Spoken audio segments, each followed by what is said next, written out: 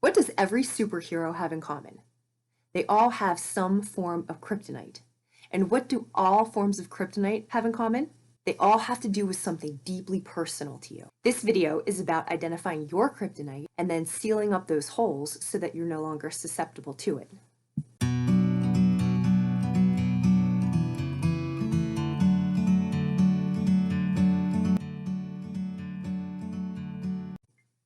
This new moon takes place in Uttara Ashada. Uttara Ashada means ultimate victory.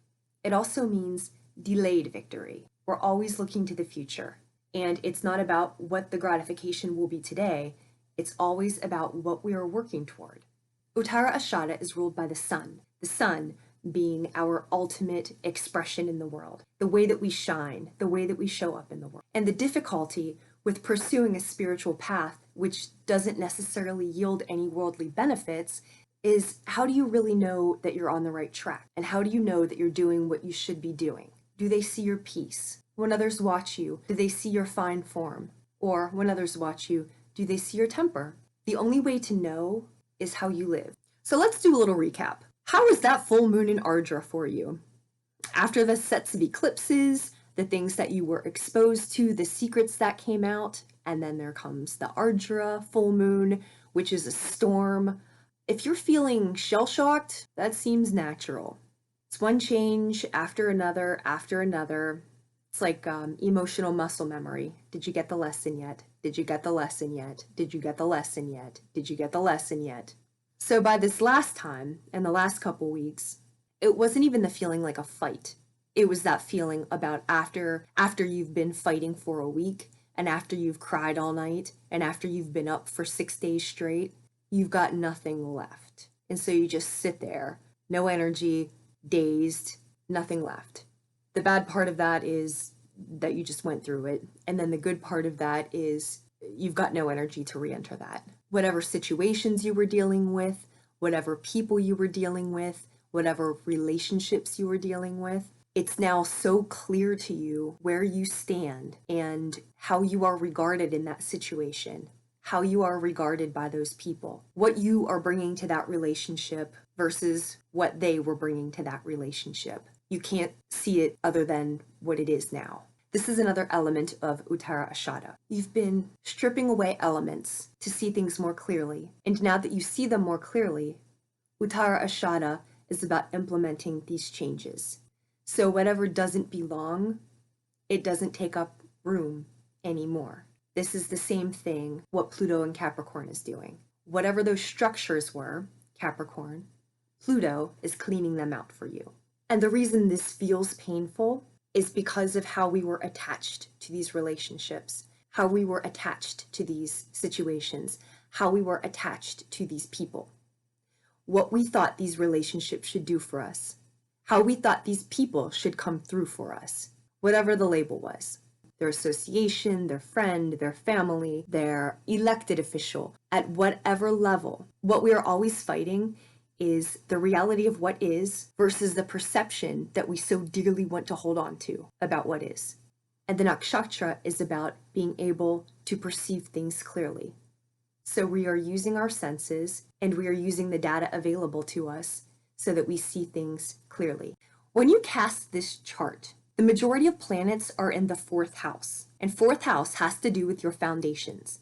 That is your sense of home, where you've come from, your roots, the base of you. Family, mother, where you live, as in like place of origin, where you're from. So let's revisit this example of Martin Luther King Jr. sitting in the Birmingham jail. So while his mind is expanding, and while there was something really positive that came from that, do you imagine that he didn't also have really negative things coming at him too? Do you imagine that there weren't people in his life who were constantly questioning him, who were asking him things like, what are the odds that you will ever succeed? You're up against something that is completely insurmountable. Do you think you're so important?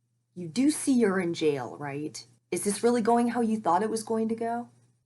How many of you listening have ever heard things like that about your life and about your path? Now, the interesting part, go back to the superheroes. It's not Spider-Man's inability to be Spider-Man. It's not Superman's inability to be Superman. And I don't really know superheroes that well. But the point, their powers are intact. They're never the problem. The problems occur when they have these little nudges or they have these little wedges. And it always has to do with home and where they've come from.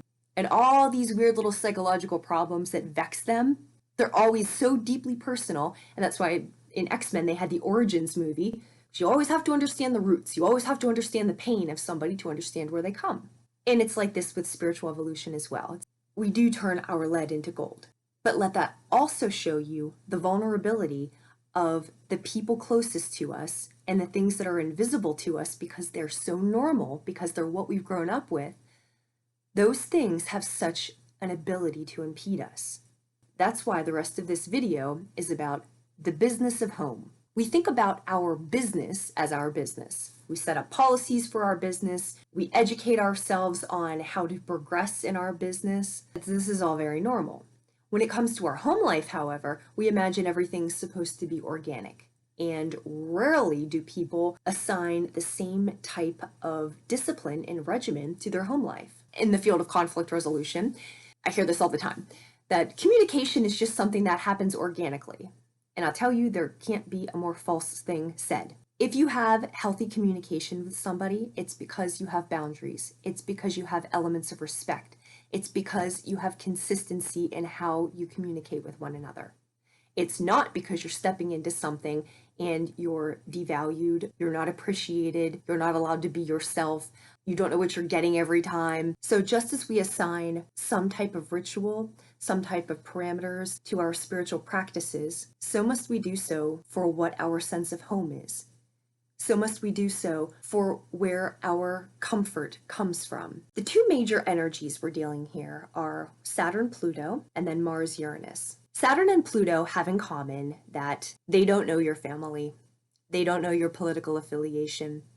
They don't know your coworkers. They don't know your friends. They don't care. They want to see that the bills are getting paid. The ascendant in this chart is Virgo. Virgo just wants to see that the numbers add up. It's nice that you like them. That's fine. They need to see that the numbers add up.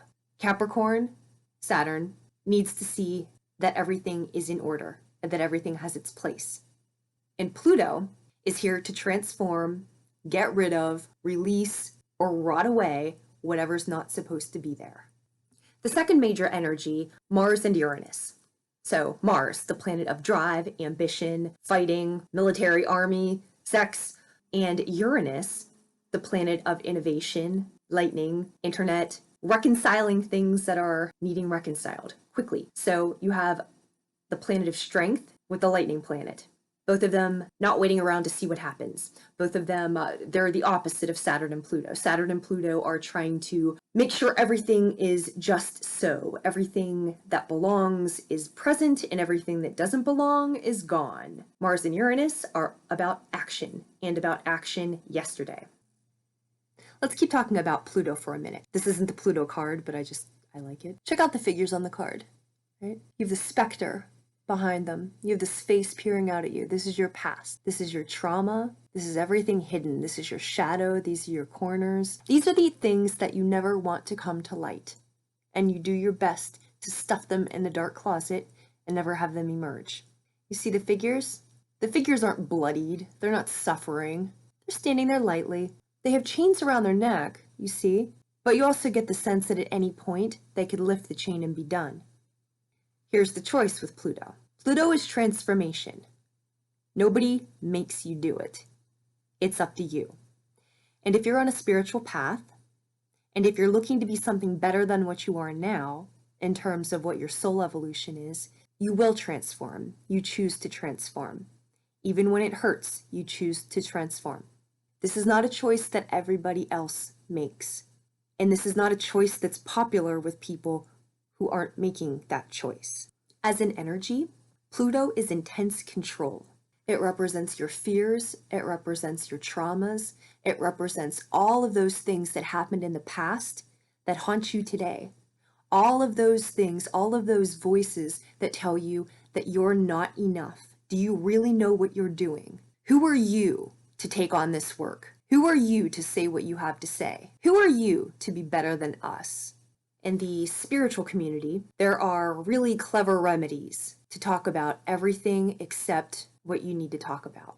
Everybody wants to know all of these deep-seated psychological traumas. I've seen all of these modalities. If you want to really solve the mystery, watch how your family talks to you. Watch how you talk to yourself. Observe how you step into a situation and allow others to find themselves superior to you, or how you find yourself superior to others. Would their life be better if they just did what you do or what you want them to do? That's not acceptance. That's its own form of judgment. The keys to your transformation lie in the everyday. They lie in your patterns, they lie in your behaviors, they lie in your relationships, they lie in your language, they lie in your activities. This is where your transformation comes from. Aquarius, Sun, Moon, and Rising. This new moon in Uttara Ashada is taking place in your 12th house. Your 12th house is the house of your subconscious. It has to do with dreams, with spiritual experiences. That has to do with isolation, being alone. It has to do with deep healing. In the context of the new moons are dark and they're time for introspection. Your 12th house is your house of introspection. So now for you is a time to be quiet and have a look or have a listen to what your thought pattern is like. How are you speaking to yourself? Who is speaking to you? What is your psychological health like? What is your spiritual life like? What elements are contributing to your well-being and your spiritual growth versus what elements of your psyche are not helpful to you? Maybe are there elements that are damaging to you? What is your self-talk like? A lot of emphasis is put on how other people talk to you, and not enough emphasis is put on how we talk to ourselves. Do you yell at yourself? Do you put yourself down? Do you call yourself names? Are you nice to yourself? The Saturn-Pluto is having you look at what are the structures of your subconscious mind. And if you're trying to have spiritual experiences, if you were trying to have a deeper, enriching dream life, how are you helping bring that into fruition versus what are the elements there that shouldn't be there? What needs cleaned out? What needs transformed? Are you nervous about what happens when it gets too quiet? Do you welcome those voices? Or do you try to block them out? Does the sound of silence frighten you? Or do you welcome it? Silence is essential for spiritual growth. The great silence, it's often called, where we really find ourselves, where we really connect with ourselves and then connect with many other things. The silence is imperative. So how do you feel about the silence? And how are you helping to facilitate silence in your life? And what is in the way of that silence? And when I say silence, I mean your connection. So look at what the structures are like and look at what's in the way. Are you nervous about what will happen? Do you have a bit of anxiety, a bit of fear? Do you have a bit of doubt? What if everything is in place, if that connection's really not there? It's not what you thought it was. Now's the time. Uttara Ashada is ultimate victory. Again, it's the latter victory, it's the delayed victory, but it's something that's worth striving for because you will get there. So whatever is in the way right now, have a look and set it right. Now, the Mars-Uranus element is happening in your 4th house. Your 4th house has to do with your family of origin, the place where you live, your home, your family, where you have come from. With Uranus, maybe a move is on the way. Mars, maybe a fight is on the way. Just be prepared for whatever is, be prepared in that area for some sudden change or for some crazy drive crazy strong drive to want to take some action. And you don't have to take action right now, especially if you are angry. You don't have to take action right now. Remember your good form, remember your spiritual growth, and remember that good form is essential to your spiritual growth. So be prepared in that area for something unexpected or for some strong urge to do something or take some action or seek some vengeance. The right thing to do will always be in accordance with everyone's highest and best good.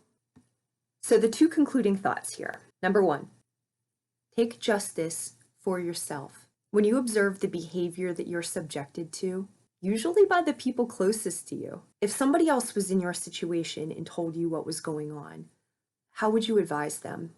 How would you tell them to take care of themselves, to honor themselves, and to love themselves? So, it's point number one. Set your own policies. Set your own guidelines for what's okay. Does it bring you peace?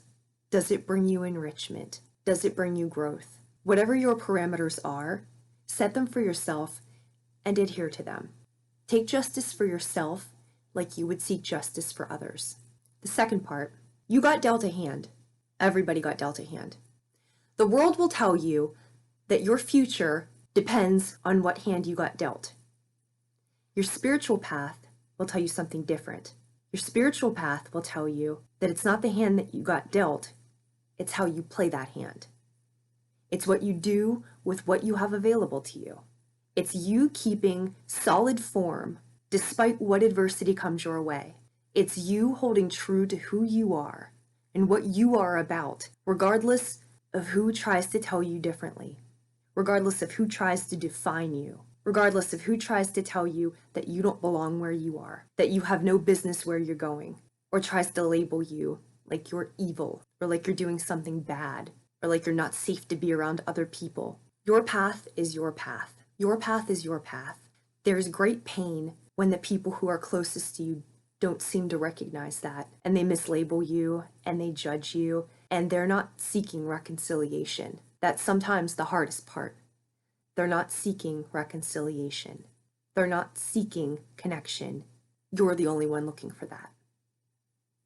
Even when the evidence is very clear that that's the case, our attachment to what we think these people owe us, what we think these relationships are supposed to be like, what we're told we are supposed to be a part of, all of this supposed to, all of this idea, all of this, whatever is not clear is not clear. Whatever is not the reality is not the reality. Again, how you would seek justice for others, seek that justice, seek that peace for yourself.